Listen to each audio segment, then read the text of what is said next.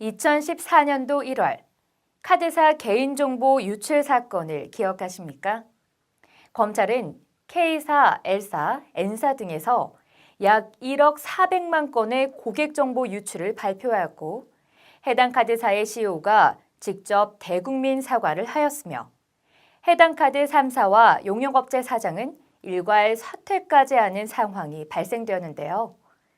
개인정보 유출 사고가 해당 기업에 미친 영향은 매우 컸습니다.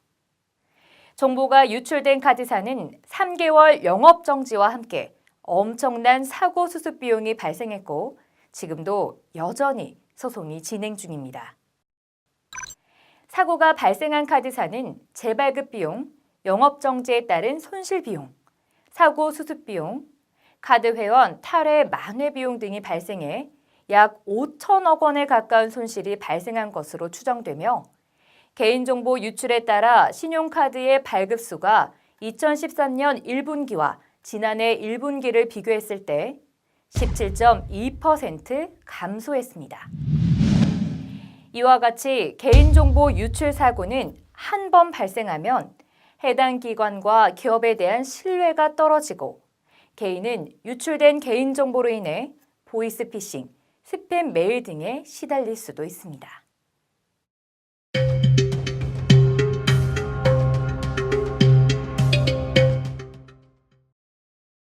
먼저 개인정보보호법에서는 개인정보 처리자에게 어떤 사항을 요구하고 있을까요? 개인정보 처리자는 처리 목적을 명확하게 하고 목적에 맞도록 수집을 해야 합니다. 수집된 개인정보는 처리 방법 및 종류에 따라 안전하게 관리해야 하며 정보 주체가 개인정보 열람을 요구할 경우 정보 주체의 권리를 보장해야 합니다. 또한 개인정보의 익명 처리가 가능한 경우에는 익명에 의해서 처리될 수 있도록 하고 책임과 의무를 준수하고 실천함으로써 정보 주체의 신뢰를 얻기 위해 노력해야 하겠습니다.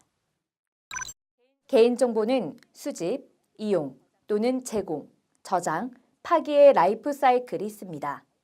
개인정보 처리자는 단계별로 유의할 사항들을 확인하여 안정성 확보 조치를 해야 하는데요. 그럼 지금부터 각각에 대해 살펴보도록 하겠습니다.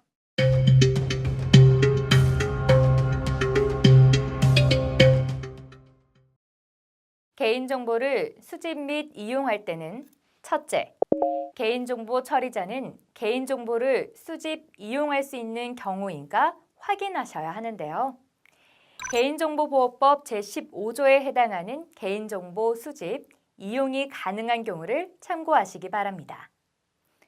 둘째, 개인정보 처리자는 정보 주체의 동의를 받을 때 알려야 할 사항을 체크하시기 바랍니다.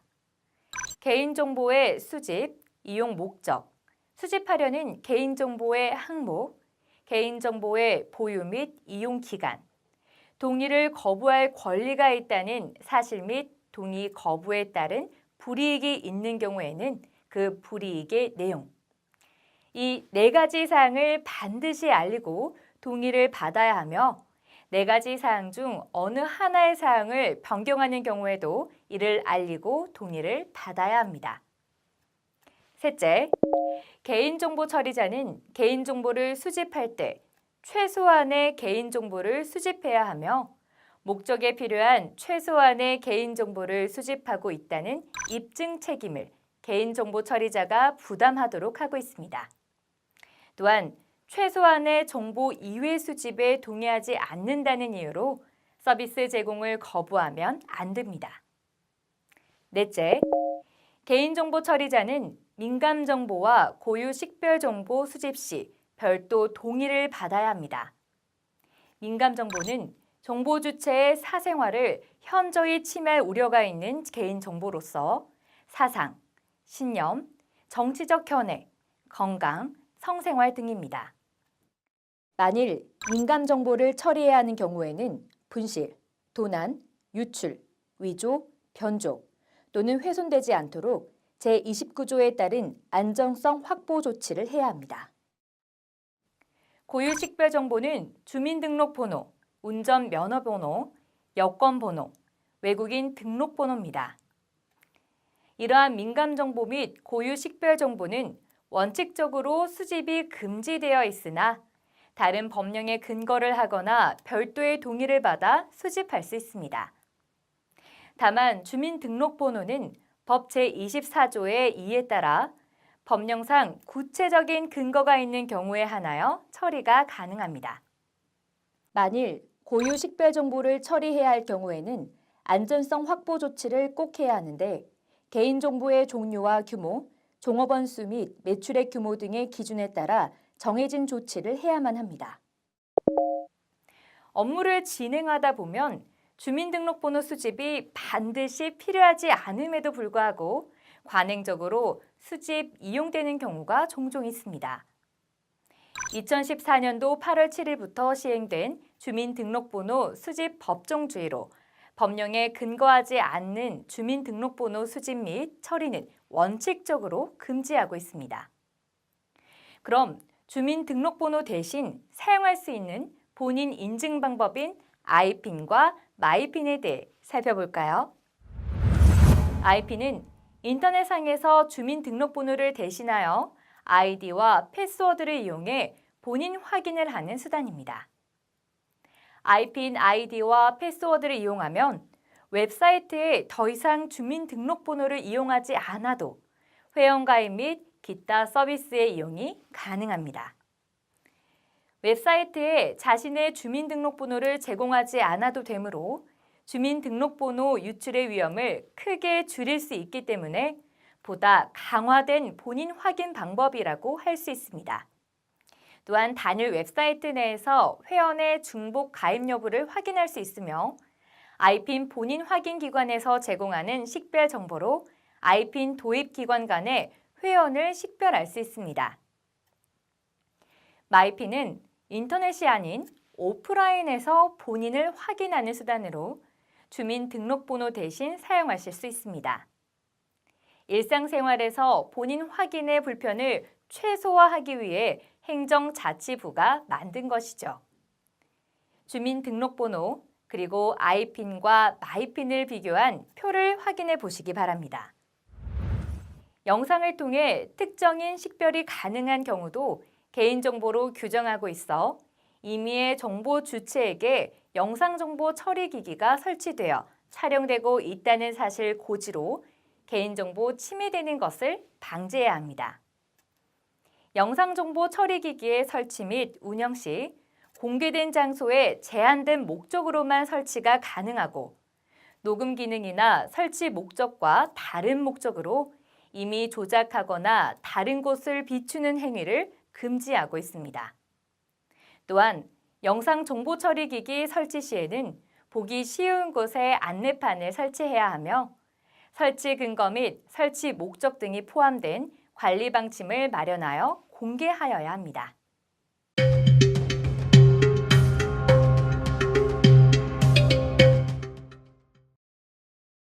수집된 개인정보는 안전하게 저장, 관리하는 것이 중요합니다. 이를 위해 어떠한 조치가 필요할까요? 첫째, 주민등록번호는 꼭 암호화하시길 바랍니다. 개인정보를 수집 후 저장할 때 주민등록번호를 포함한 고유 식별 정보와 비밀번호, 바이오 정보 등은 정보통신망을 통해 송수신하거나 보조 저장 매체 등을 통하여 전달하는 경우에도 암호화하여야 합니다. 암호화 적용 시기는 100만 명 미만의 정보 주체에 관한 주민등록번호를 보관하는 개인정보처리자의 경우 2017년부터, 100만 명 이상일 경우에는 2018년부터이며 주민번호 암호화 조치 미이행 시에는 3천만 원 이하의 과태료가 부과되니 주의하시기 바랍니다. 송신 시, 저장 시 암호화 적용 기준을 확인하고 준수하세요. 비밀번호를 저장하는 경우에는 복호화되지 아니하도록 일방향 암호화하여 저장하고 개인정보 처리자의 업무용 컴퓨터 또는 모바일 기기에 고유 식별 정보를 저장하여 관리하는 경우 상용 암호화 소프트웨어 또는 안전한 암호화 알고리즘을 사용하여 암호화한 후 저장하여야 합니다. 둘째, 개인정보 처리 시스템 접속 기록을 관리하시기 바랍니다. 개인정보 처리자는 다음과 같이 각각의 기록에 대해 기간별로 관리하고 점검하여야 하며 개인정보 처리자의 접속 기록이 위 변조 및 도난, 분실되지 않도록 해당 접속 기록을 안전하게 보관하여야 합니다. 셋째, 접근 통제를 적용하시기 바랍니다. 개인정보 처리 시스템에 대한 접속 권한을 IP 주소 등으로 제한하여 인가받지 않은 접근을 제한하고 개인정보 처리 시스템에 접속한 IP 주소 등을 분석하여 불법적인 개인정보 유출 시도를 탐지하시기 바랍니다. 또한 개인정보 처리자는 개인정보 취급자가 정보통신망을 통해 외부에서 개인정보 처리 시스템에 접속하려는 VPN 또는 전용성 등 안전한 접속 수단을 적용하여야 합니다.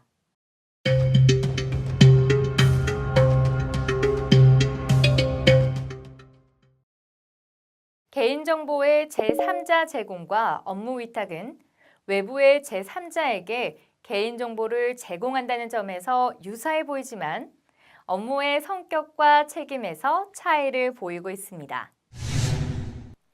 개인정보의 제3자 제공이란 개인정보를 제공받는 측의 목적을 위해 개인정보가 제공되는 것을 말하며 일단 개인정보가 제공된 이후에는 개인정보를 제공받는 측의 개인정보의 관리 감독 책임이 있습니다. 개인정보의 업무 위탁이란 개인정보를 제공하는 측의 업무 처리를 위해 개인정보가 제공되는 것이며 개인정보가 제공된 이후에도 위탁자에게 개인정보의 관리 감독 책임이 있습니다. 개인정보의 제3자 제공 시 유의사항이 있는데요. 개인정보를 제3자에게 제공 가능한 경우를 확인해야 합니다.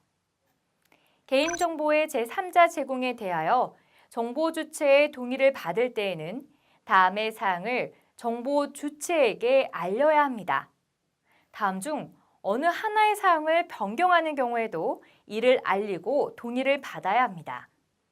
여기서 중요한 키포인트는 수집한 개인정보에 대해 당초 수집 목적 범위를 초과하여 이용하거나 제3자에게 제공해서는 안 된다는 것입니다. 그럼 개인정보의 업무 위탁 시 유의사항은 어떤 것들이 있을까요? 개인정보보호법 제26조에는 개인정보 처리자가 제3자에게 개인정보의 처리 업무를 위탁하는 경우 다음의 내용을 문서에 포함하도록 하고 있습니다.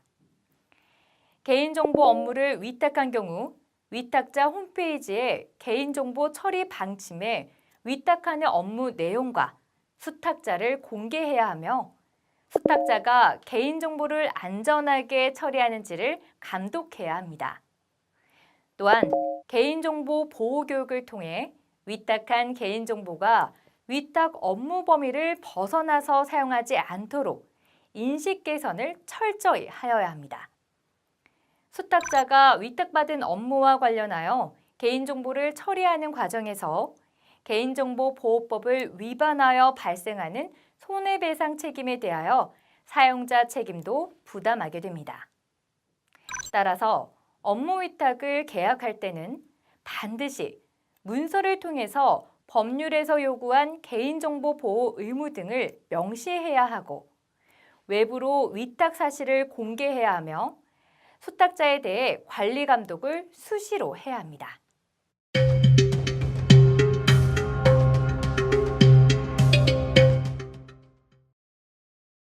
개인정보 처리자는 수집, 이용 목적 등이 달성되거나 개인정보가 불필요하게 되었을 때는 개인정보보호법 제21조에 의거하여 개인정보를 지체 없이 파기해야 합니다.